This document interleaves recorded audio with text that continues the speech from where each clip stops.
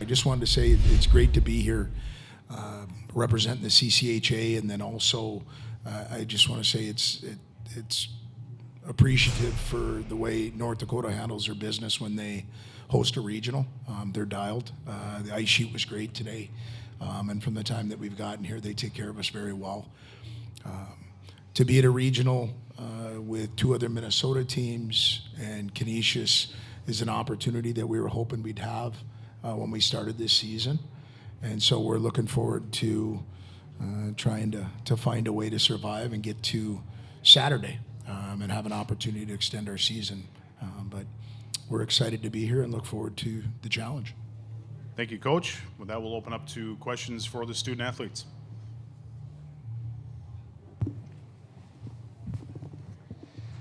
Mick Hatt from the Rink Live. Jake, just describe this season, because obviously it was maybe a little bit of a slow start for you guys. But what you guys kind of find maybe in the middle of the season? And you guys have had a lot of success here going into the tournament. Yeah, I think the biggest part, we kind of had a tough start. There was a lot of change in our locker room. A couple of guys, including myself, weren't playing our best hockey early on. And that's just kind of something that happens with the game of hockey. That's the way it is. And I think the break over Christmas break was huge for us. We all kind of reset, and we went back to kind of getting back, like Coach always says, back to our dailies. And we kind of set off from there, and the train kind of just kept on rolling.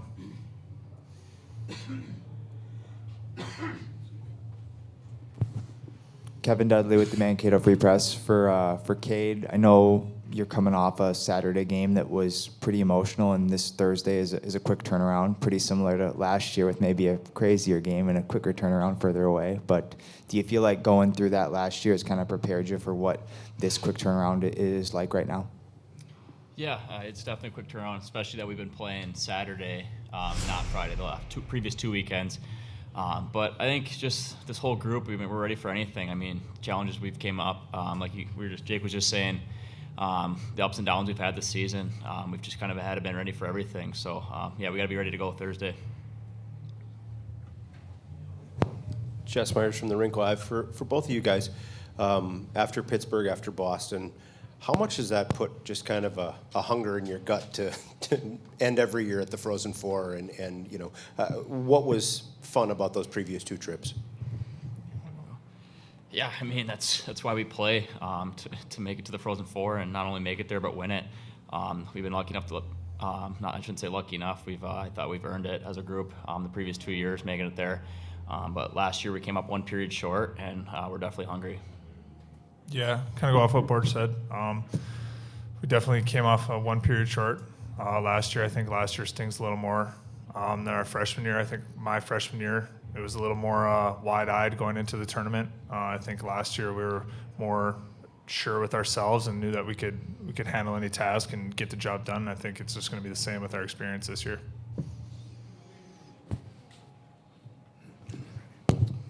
Randy Johnson, Minneapolis Star-Tribune. Cade, your team is very familiar with St. Cloud State, having played them this year, and then you played them in the Frozen Four a couple years ago. What do you expect out of them? Yeah, I think every year, I mean, they're always a good team, well coached, well structured. I think they do play a similar style to us. But yeah, I think playing them in previous couple of years, it's been good games. We don't like the record we've had against them, but it just makes us more motivated to get them. Kevin Dudley with the Free Press. For either of you guys, that series up at St. Cloud in October, you guys didn't win, but I thought were very competitive that whole weekend, especially the second game. Were there things you can take from that, positive and I guess maybe negative, that help you coming into tomorrow? Yeah, I mean, I think that weekend we played good hockey. Couple little mistakes cost us in the end. So if we clean that up, I think we dominated them on Saturday night and had a better chance of definitely at least not getting swept. So we're looking forward to it. Grab our last one from Jess. Jake, you've controlled so much on the back end for your team this year. It seems like other teams have tried to body you a lot or tried to kind of throw you off your game. How do you handle that kind of pressure when you know guys are eyeing on you? I wouldn't say I've handled it by myself. I mean, obviously Keto, Carroll, they've done huge parts as well, and obviously they're a big part in all the freshmen too, and young guys back there. They definitely have helped a lot. So I wouldn't say it's me, but handle the pressure, I guess. Sometimes you do it. Some nights better than others, but I just kind of go with the flow. Obviously, you got guys to lean on back there. My D partner helps me out a lot, and like the young guys, right? So I think it's not as hard as people would think. Yeah, he doesn't like me protecting him about anything. He's somebody that came in hungry as a freshman. Both him and Keto, coming in together, the same class with what we had walking out the door.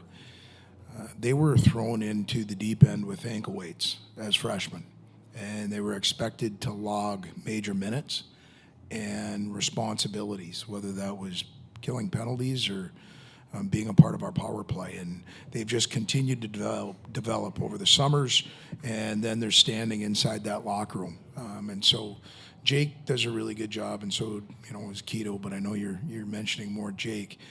He manages his game. He's done a really good job at just compartmentalizing his dailies and working, and he's now taken his body to a level of training that I think is now equitable to his abilities. And you're seeing him accomplish some things that we're very fortunate to have him in our jersey. I'm just curious, after Saturday, how has it been, just this quick turnaround, or where do you feel like the guys are at after, coming so close to having their season ended, just an emotional comeback? How has the week been so far, and where are the guys at? Well, I'll echo a little bit of the guys' comments and what they've told me, because I've asked, how we doing, where we're at, and I think they're excited that they're not practicing another day. We had back-to-back weeks where we played just one game. It's a little different than with St. Cloud. St. Cloud had 3 and then 2. I know Bobby isn't a big fan of just playing one-game weekends either at Minnesota. And so for us, I think we're fresh. I think we're excited. I like the quick turnaround for 2 reasons. One, what I just referenced, and 2, we got on a bus. We didn't get on a plane. We hopped on a bus and drove here, and we're able to be here in a few hours, so the travel wasn't taxing.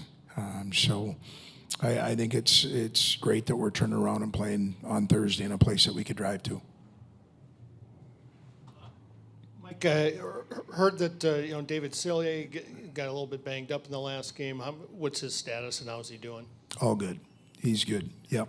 We just, as I mentioned at the press conference after our game, we just want to make sure we're doing the right things, and so that's why he was held out. But he was cleared soon after that. Randy Johnson, Minneapolis Star-Tribune. Mike, your team and St. Cloud State no longer in the same conference, but has that rivalry between you two kind of grown over the last few years? Yeah, I think so. I had an opportunity to work with Brett Larson this last, a year ago, and I've always had great respect. It's my alma mater. I think they do things the right way. So there's, they make us better every time we play them. So from my standpoint, yeah, I think there's a rivalry there. We're within the same border, and I know we've got different conferences that we compete in, but I will tell you, when anybody in our state gets together and plays each other, I think it's definitely a rivalry. Coach, a lot of games in recent time we've seen you guys have success with the man advantage, whether it be the empty net late in last game or just being on the power play. Is that a conversation for you guys entering this upcoming series of trying to generate more quality chances 5-on-5 and in a series or in a game where you might not get many power play opportunities? Yeah, you want to be balanced. It's you look at the scoreboard on Friday night. We're not playing Friday, so I'm watching a lot of the games, trying to figure out a way if we can get some help in the pairwise.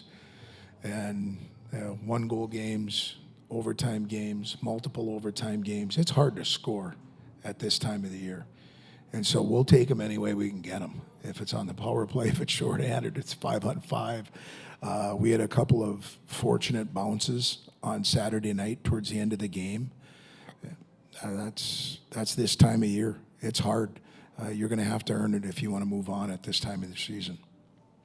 Let's go right here, Taylor. Mike, Rachel Lindsay from the Buffalo News. You brought up a good point about travel. You get on a bus here as opposed to going to a plane. Canisius gets on a plane to come here.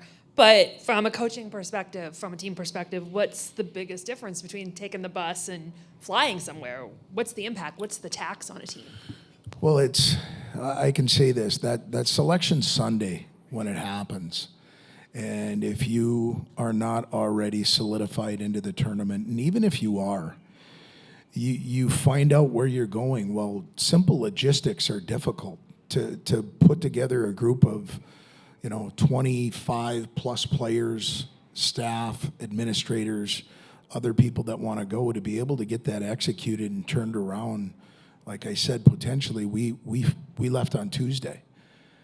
To be able to get that done and know where you're going and how you're getting there is difficult. Everybody finds a way because it's the national championships and you want to be a part of that, so you find your way. But for us, to be able to have our bus driver that has been driving us around this entire season, be the guy that's busing us up here, there's a familiarity with that and a comfort that we've had players that have played in this building. We've had coaches that have coached in this building. It's something that we know. So for us, I just think that idea of getting on a bus was a little simpler for us. There wasn't that stress on Sunday, Monday of figuring out how we were going to get to our site. Rachel, did you have one in the back? Hey, Coach, Rachel from WDAY News. We know that confidence is such a big part in the game of hockey in general, and how do you kind of balance being confident in your team going into the NCAA tournament, but also not over-preparing and being overconfident, per se? Well, I can tell you from a coaching standpoint, you're never overconfident. we're more the pessimistic side. Second thing is you try and just, I guess, shed a light to history. You can come in, there's a lot of different things that happen. If I could tell you 2 years ago when we were trying to get to Pittsburgh, we didn't plan on being in Pittsburgh when we played our first game. We just wanted to move on. And so we've got some guys in our locker room that have been able to experience that. And, some history where we've gone into a game and we've been a higher seed and our season's ended.